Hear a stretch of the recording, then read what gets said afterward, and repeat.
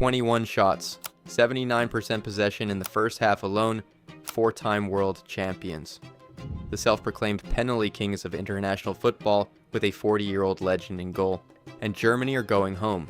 Knocked out of the World Cup by Paraguay, ranked 41st in the world in the round of 32. The fourth biggest knockout stage upset since FIFA rankings began. The first of the tournament's big powerhouses to fall. And there's history here. Back in 1998, these two met at a World Cup, and Germany needed a late goal to escape. 28 years later, Paraguay finally got their revenge. On the biggest stage, in the cruelest way. So how?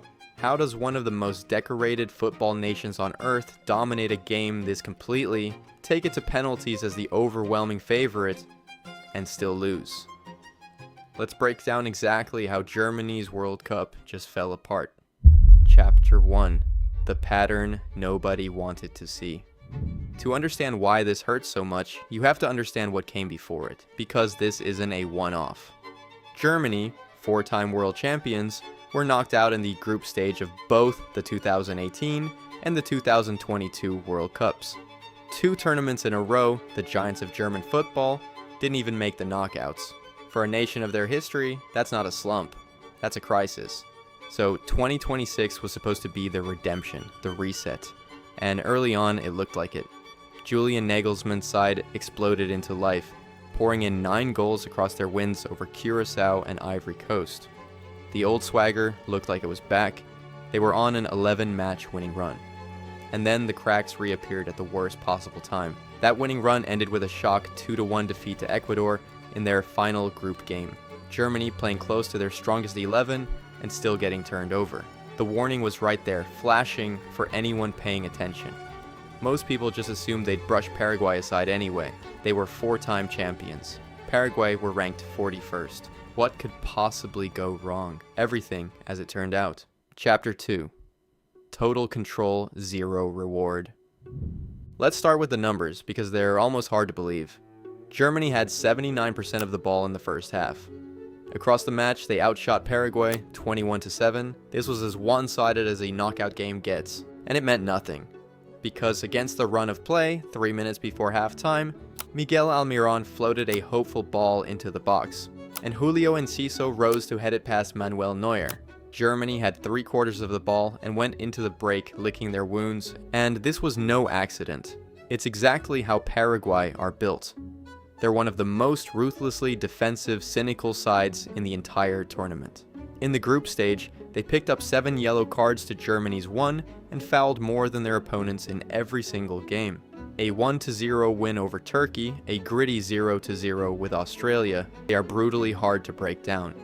They came to Boston with one plan: frustrate, foul, survive, and take their one chance. And the first half told you it was working. Chapter 3. The equalizer, and then nothing. To their credit, Germany responded. In the 54th minute, Kai Havertz rose to head home the equalizer and drag Germany level. 1-1. And surely, now, the floodgates open. Surely the 4-time champions kick on and bury a team ranked 41st in the world. They didn't. Germany kept coming, 21 shots worth, and ran straight into the man of the match. Paraguay goalkeeper Orlando Gil, who made save after save to keep his team alive. Jonathan Tah skied a shot from a corner. Musiala danced into the box and found nothing. Kimmich had efforts blocked. Corner after corner came in and died on Gil's gloves. And there's a selection story buried in all of this. Nagelsmann made the bold call to bench Jamal Musiala, one of his most dangerous players, fresh off a match-winning brace against Ivory Coast, and start Deniz Undav instead. It was the one big change from the Ecuador defeat. Musiala was held back as an impact sub. So at the exact moment the game was screaming out for a piece of magic to unlock that Paraguay wall, Germany's most creative spark was sat on the bench for long stretches. A decision that is going to be second-guessed for a very long time. 90 minutes couldn't separate them, so it went to extra time. And extra time is where the controversy hit. Guys, please don't forget to subscribe to never miss a video like this, and now keep going with the video. Chapter 4. The goal that didn't count. Deep in extra time, Germany finally thought they'd done it. Jonathan Tah put the ball in the net, and after a VAR check, it was disallowed for a foul on goalkeeper Gill in the build-up. Celebrations cut dead. The goal that would have won it, gone. Now, was it the right call? It was a contentious one, and German fans will feel hard done by. But here's the brutal truth for Germany. When you have 21 shots, you don't get to hang your exit on one tight VAR decision. If you take even a couple of your chances across 2 hours, that disallowed goal is a footnote nobody remembers. Instead, it became one more thing that didn't go their way, on a night where, somehow, nothing did. The score stayed 1-1 through regulation and all 30 minutes of extra time. And so it came down to the cruelest test of all. Penalties. Chapter 5. The Penalty Kings Crumble. Here's the part that stings most for Germany. Going into that shootout, Germany were favorites. They had a reputation as penalty kings, with the legendary Manuel Neuer in goal. Germany had never lost a World Cup shootout. Ever. That record is gone. Havertz stepped up first and missed. Then Foltemade missed on the 4th attempt. Germany were on the brink. But then the drama swung wildly. Paraguay's Antonio Sanabria had the chance to win it and dragged a woeful effort wide of the post. Then Neuer, 40 years old, dived and saved from Fabian Balbuena, a lifeline. Suddenly, Germany were still alive at 3-3, and you thought, maybe, somehow, the old champions find a way. And then, Jonathan Tah stepped up and skied his penalty over the bar. Up stepped Paraguay's centre-back, Jose Canale, who powered his spot kick past Neuer to send Germany out. 4-3 on penalties, Paraguay through to the quarterfinals. 3 German players, Havertz, Foltemade, and Tah, missed from the spot. A team that couldn't finish its chances for 120 minutes couldn't finish them from 12 yards either. There's a horrible logic to it. Chapter 6. This was coming.